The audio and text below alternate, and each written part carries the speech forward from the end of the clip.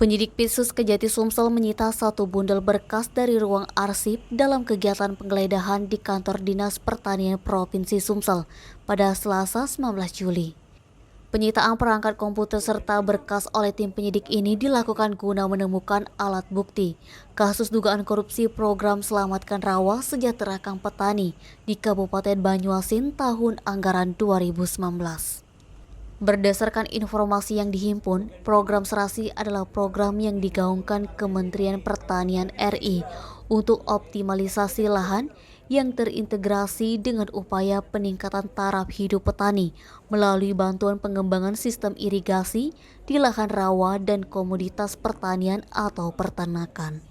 Adapun anggaran yang dikucurkan oleh Kementan dalam program serasi senilai 1,3 triliun untuk 9 kabupaten provinsi Sumsel, namun yang terserap hanya 800 miliar lebih.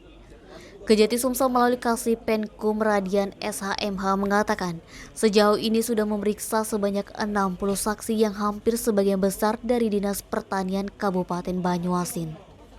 Dari belasan berkas yang diangkut tersebut diketahui bertuliskan Kabupaten Muara Enim, Ogan Komering Ilir 1, 2, dan 3, Banyuasin, Ogan Komering Ulu, Oku Timur, Musi Banyuasin, Muratara, Oku Selatan, dan Kabupaten Pali.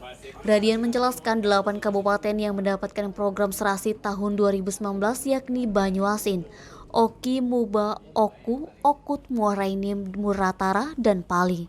Kepala Dinas Pertanian Tanaman Pangan dan Hortikultura Provinsi Sumsel R. Bambang Pramono menyampaikan, program serasi di tahun 2019 dilaksanakan di Kabupaten Banyuasin dan 8 kabupaten lainnya di Provinsi Sumsel.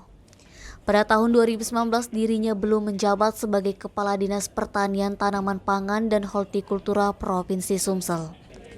Sementara itu, Gubernur Sumsel Hajar Maderu menegaskan, kasus dugaan korupsi program serasi di Kabupaten Banyuasin tahun anggaran 2019 tak ada kaitan dan pengaruh terhadap program Pemprov Sumsel, yakni Gerakan Sumsel Mandiri Pangan.